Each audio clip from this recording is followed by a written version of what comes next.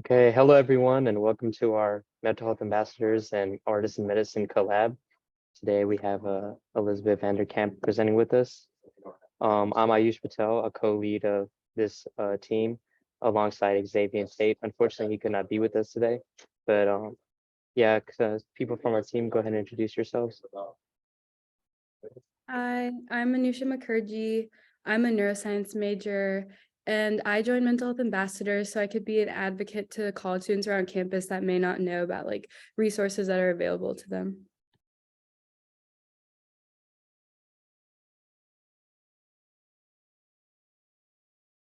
Hello, my name is Roshni. I'm also a neuroscience major, and I joined Mental Health Ambassadors to kind of break down the stigma surrounding mental health and discussion about mental health and making it more of a common topic that people can talk about amongst their friend groups.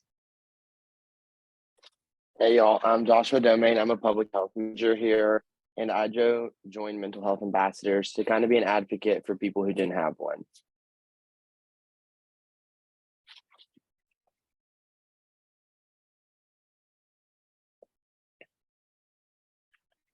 Okay, I'm Anna. Anna Gallardo. My major is public health, and I joined so I could learn how to break down the stigma in Latino community.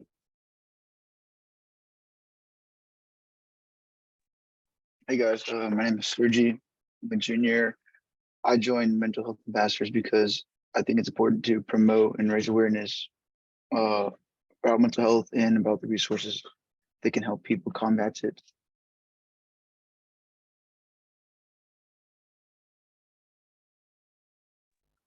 Hello, my name is Saffron Local, and I am a graduate student. I'm getting my MPH in epidemiology, and I joined Mental Health Ambassador because I think mental health is very important and it's something that we need to raise awareness with. And I also want to be able to give students resources they can come to, and let them know that they are not alone in anything.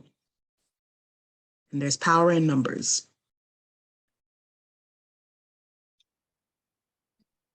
Hi, my name is Emma Taylor. I am a recent graduate in college and a psychology major.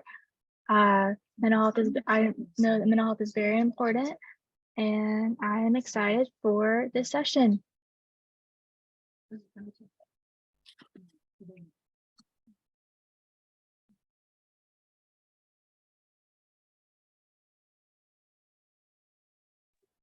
Okay, I think that's everyone.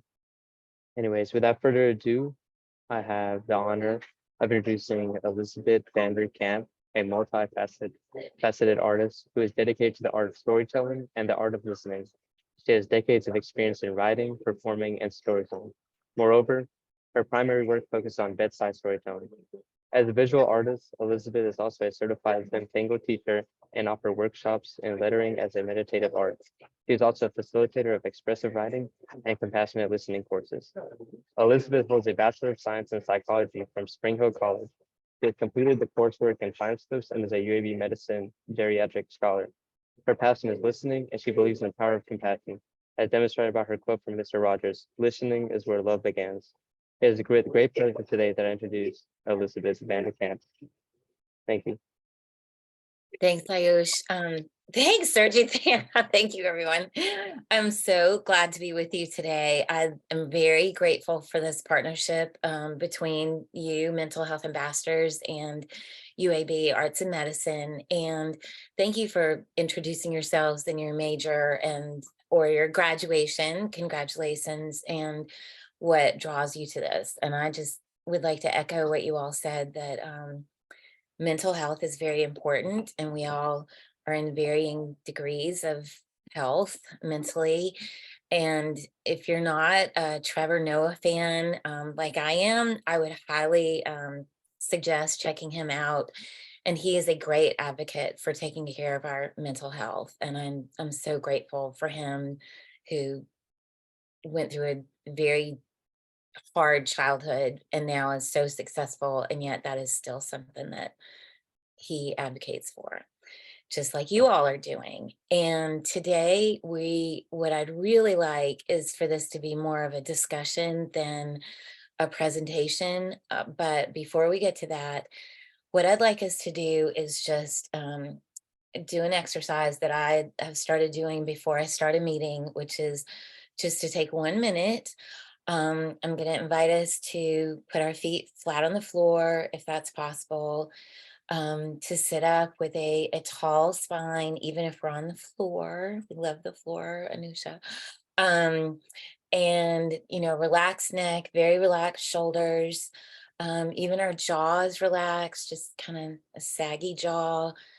And for 1 minute, all we're going to do is breathe together. And please feel free to close your eyes or not. But our 1 minute begins now.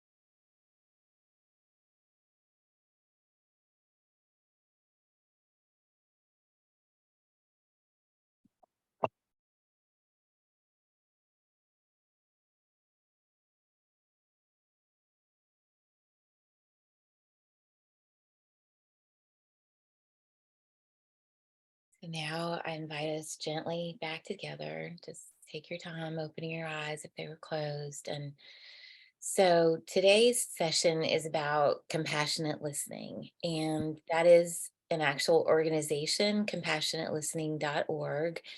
And it's over 30 years old, and it began with the teachings of Thich Nhat Hanh, the Buddhist monk. I was about to say the Buddhist nun, but he was a monk. He was not a nun.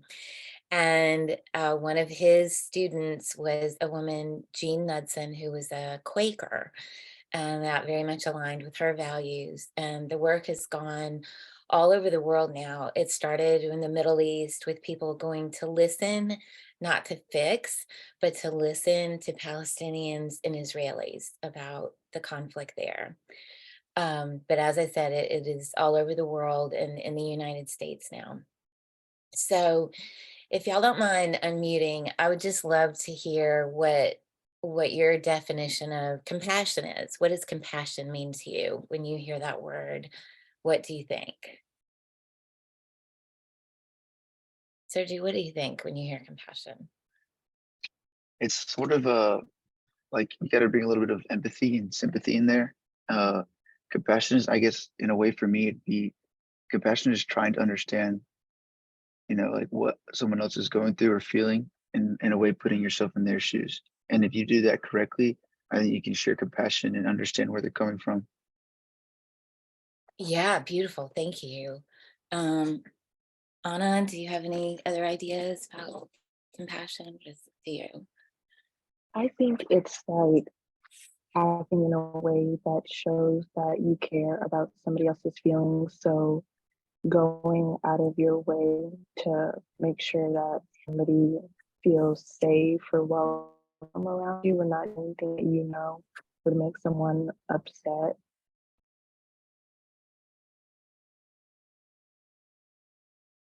Okay, lovely. So we have empathy and sympathy, being in someone else's shoes, safe, someone feels safe around us. Yes, beautiful.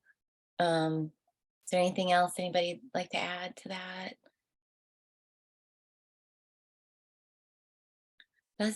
That's a great definition. And you may know this already, but compassion literally from the Latin cum means with, and passionate means suffer. So it literally means to suffer with. And I don't know about you, but I'm not real game to sign up for that. Like, oh, goody, I love to suffer. However, as we know, part of being human is we will suffer in this lifetime.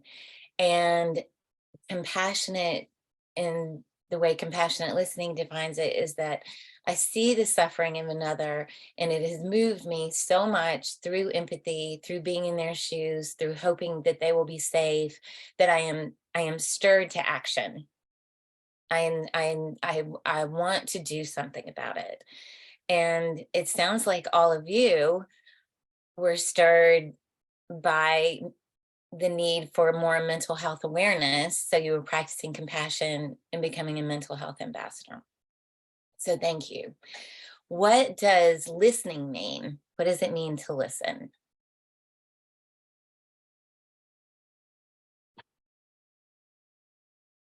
And just feel free to unmute and just say it out. I like the saying when people say, listen, not to respond, but listen to understand. And that kind of ties with showing compassion, because you're listening to understand what that person is talking about instead of just listening just to respond. And, listening just to kind of, just to understand what they're going through and what they're trying to convey is very, very important. So I kind of like that little saying where it's listening to understand instead of listening to just respond. I agree. And I bet you can see, Saffron, that Joshua is like, he loves that. I echo that. I love that. Yeah. So just true confessions. How many of us at times listen to respond? Me. Okay, me too. Okay. And how many of us would say we're pretty good listeners most of the time? Okay, so, okay. How many of us would like to be better listeners? Okay, Yeah. beautiful. So yes, thank you for saying that about, it's such a pleasure when somebody is just listening to us and we can tell they don't have a better story, they didn't catch a bigger fish, all those things that can happen sometimes. And I dare say sometimes that happens with our friends or people we care about. Like we just are so excited in a conversation, like, oh my God, I had the best Tostitos. Oh my God, I had the best Doritos. Like, just, that's great. That's beautiful. And then other times, maybe we just need somebody to listen. So I'm going to share my screen now about just some ideas of how to do that. And let me try to get this. Can you all see, do you all see the art of compassionate listening on your screen? Okay, so that's what we're talking about today. And I really would like to emphasize this word art, because I think listening is an art. It's it definitely has some skill in it, and there's probably a craft, but in my experience, there's no hard or fast rule. I cannot say every single time I listen to Ayush, I do this, because there's probably going to be a time where that's not true. And that's where the art comes in. I need to be able to listen in that moment with that person in a particular way. So that's very much why it's an art. Let me just get my navigator on so I can go to that. You may have noticed this before, but I love words, and I love this, that the words silent and listen are the same letters, just in rearrangement. And I really don't think that's an accident. And because oftentimes to be really good listeners, we do need to be silent. And here are the 5 practices in the art of compassionate listening. And we can, I'm going to present these, and then I would welcome any questions or observations. But the first one is cultivating compassion and a willingness to connect, even when not in agreement. Does anybody have thoughts about that? Or Anusha, you look like you have a thought. Well, I was just gonna say, like, it just seems like even if you don't like agree with what someone has to say, you're willing to like sit and like listen and try to like understand. Like, that's just what it seems like. Yeah, and sometimes I think, let's say I personally love crunchy peanut butter, and Joshua, let's just say, loves smooth peanut butter. Is that true, Joshua? Okay. Oh gosh. Ugh. Anyway, sorry.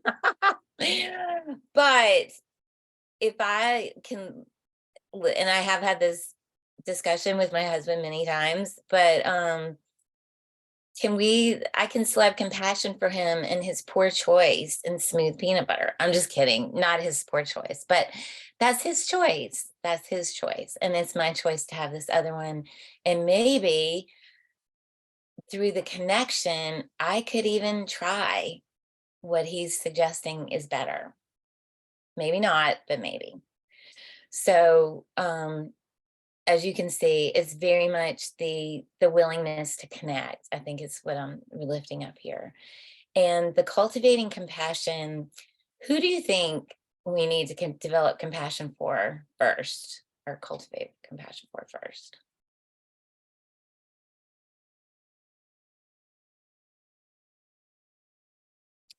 I have a feeling you're all thinking this, but I'll just go ahead and say it ourselves. As we know, the sun, lights, please put on our own breathing mask first before we help someone else, because if I've passed out, I can't help you. So the cultivating compassion begins in our own hearts, minds, and bodies, and then we can take that out into the world. I'm going to move on to this next one, developing the fair witness. Have any of you heard that phrase before? Okay. Good. That's why I'm here, to introduce new things. And developing the fair witness, this is one of my favorite practices of compassionate listening.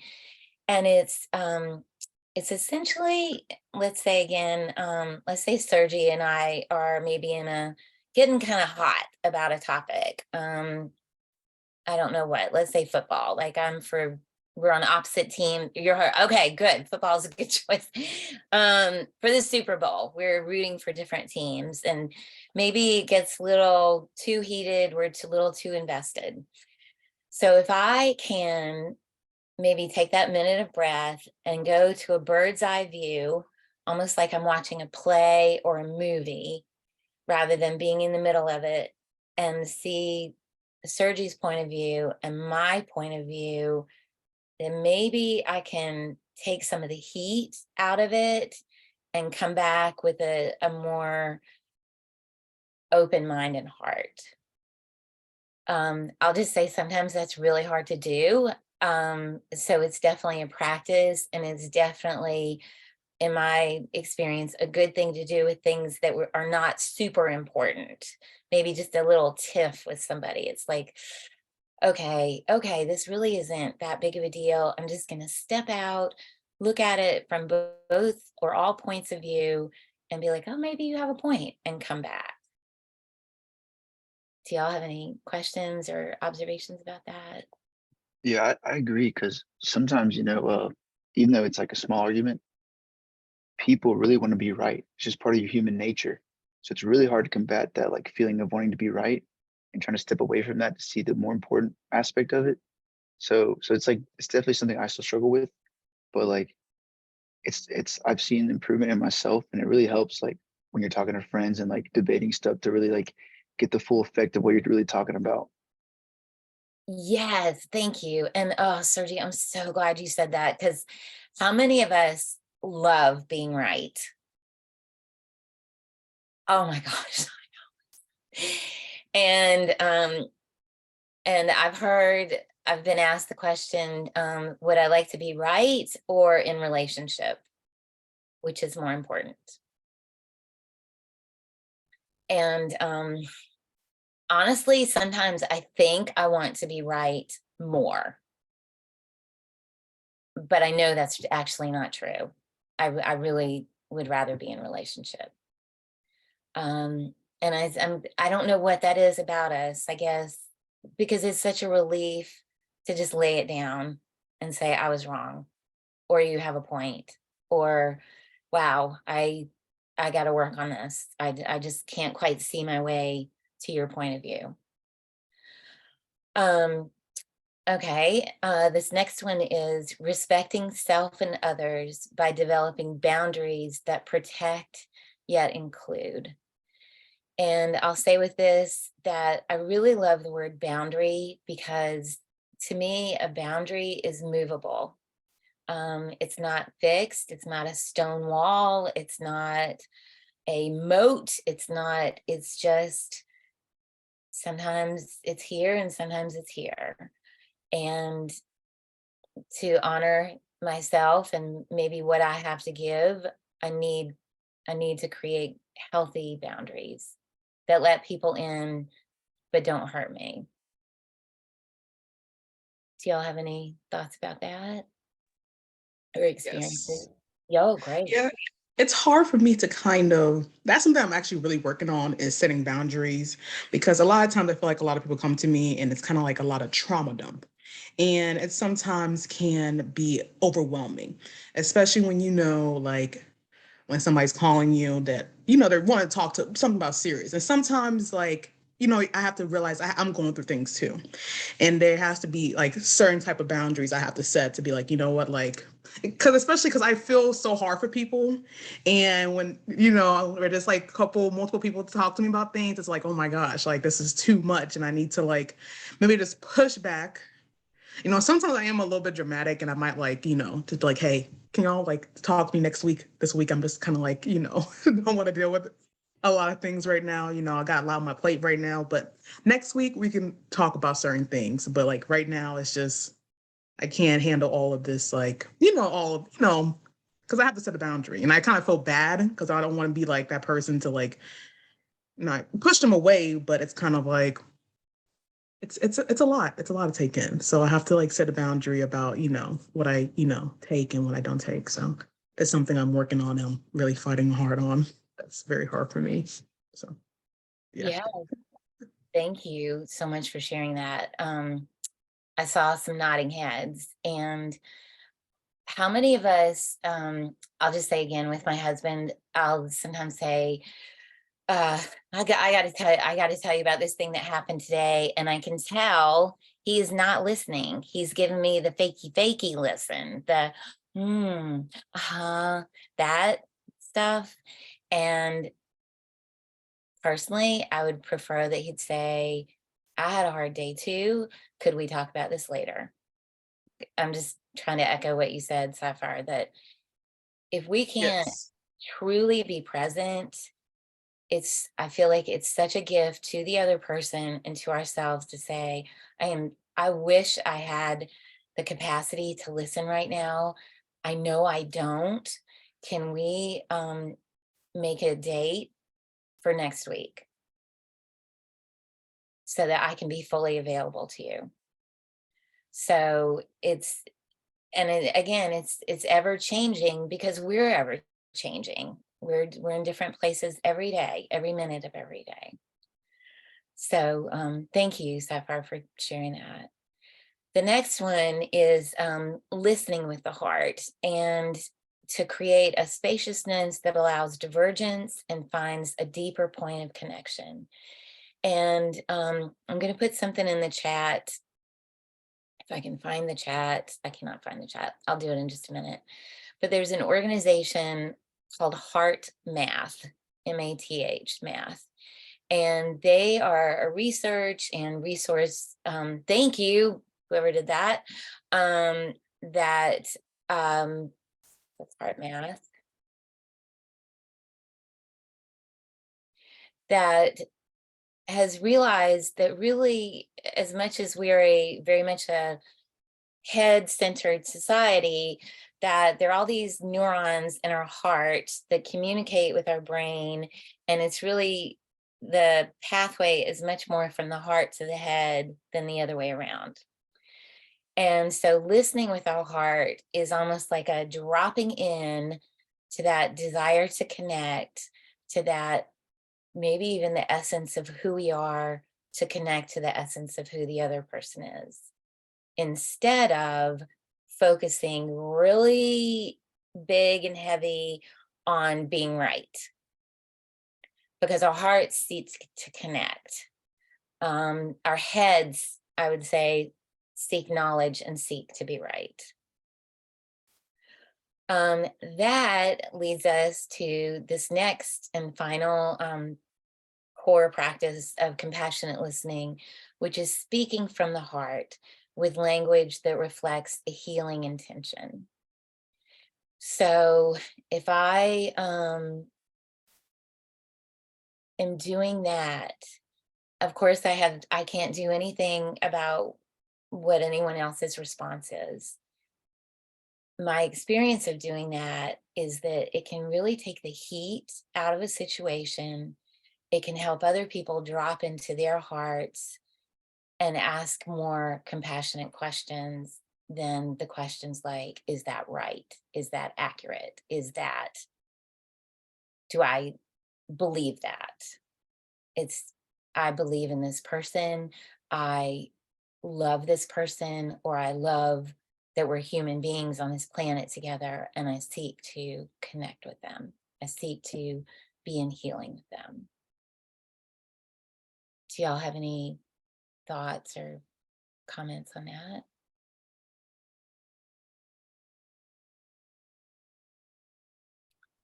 Okay. Yeah, I agree with that for sure. I feel like speaking from the heart is really important. A lot of times people can kind of just say like things they don't mean, and like it might catch them like in a bad time later, like they promise something or they say something they don't really mean, and then like somebody might reference that again in the future, and like you really didn't mean that, you just felt that in the moment, but it wasn't from the heart, so you can get caught up in some bad situations for sure.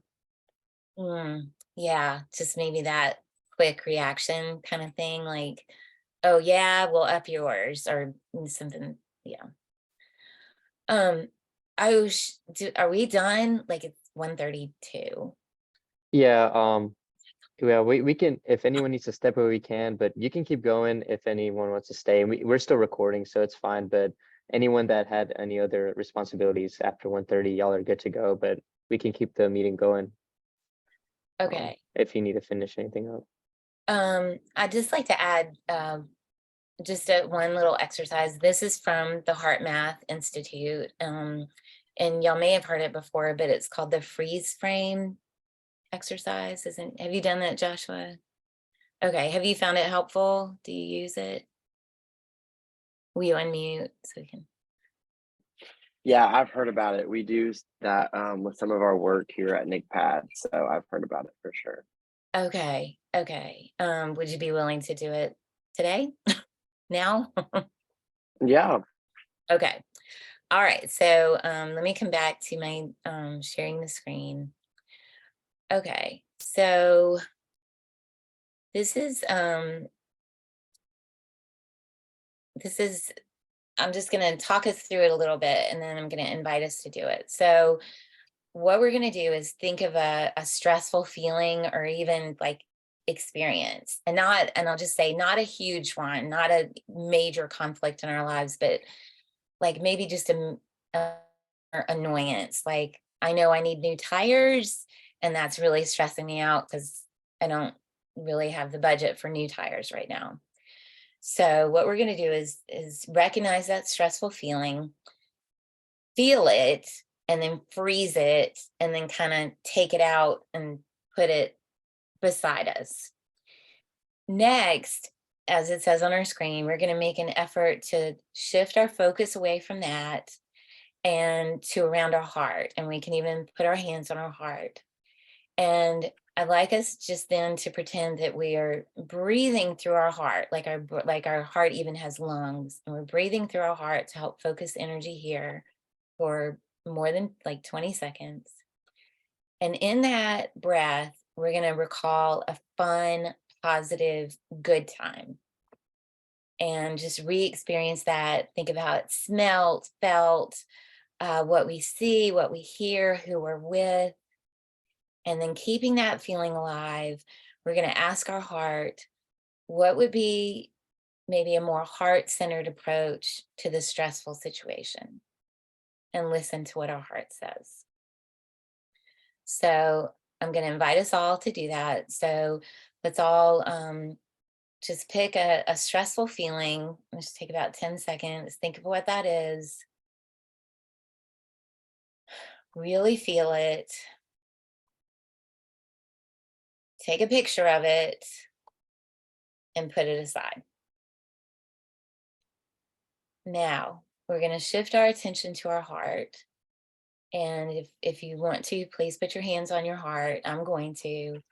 And let's breathe in to our heart. And let's breathe in a wonderful experience where we felt happy, alive, free, joyful.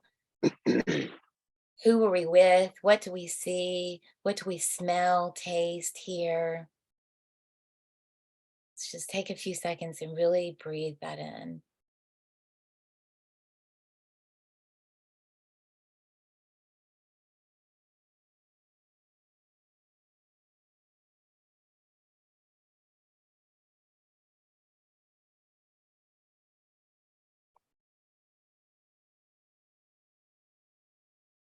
Now, in that space where our heart is re-experiencing that wonderful time, just ask, what would be the best approach to this other situation that I freeze framed?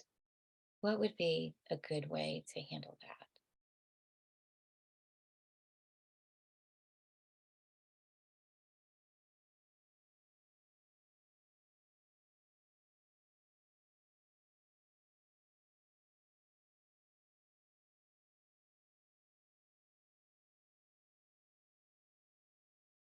Let's just take a few more breaths in that space.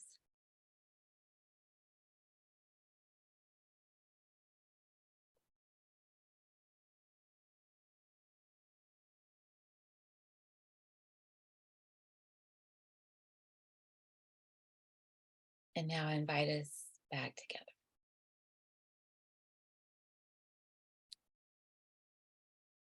So I do want to honor everybody's time. Was that helpful? Okay, and let me just say this. I've done this in other groups and people have been like, okay, that was stupid. That did not help. So it's okay if that is not okay. Thanks so far. It's a tool. And I invite us, just like we don't always need a saw, but it's there if we need it. And I do, if that spoke to you, I would suggest looking up heart math. And I'll just conclude by saying thank you for your work as mental health ambassadors on behalf of UAB and the Birmingham community and the world at large. And something that I'm finding through this kind of work is rather than reacting to situations, I'm developing the ability to respond. And I think that's what you've taken on as a responsibility, and you're helping us all learn how to respond, the ability to respond. So I thank you for that. And if you have any questions or anything at all, I'd be happy to answer.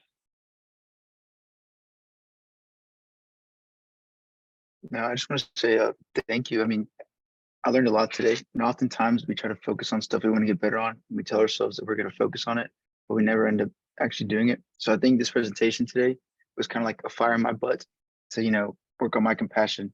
So I do appreciate it. And I learned the cool heart math trick. So thank you very much. You are so welcome. I love that. A fire in your butt. That is what I'm here to do. You're welcome. Thank you. Thank you so much for coming and doing this with us. We appreciate it. My pleasure. I love your artwork, Joshua. That's like really fun. Thanks. This is Dr. Lansley's office I'm in. So. Oh, okay. This is all of her artwork from the years, but thank you. Okay. Yeah. Thank you so much for coming.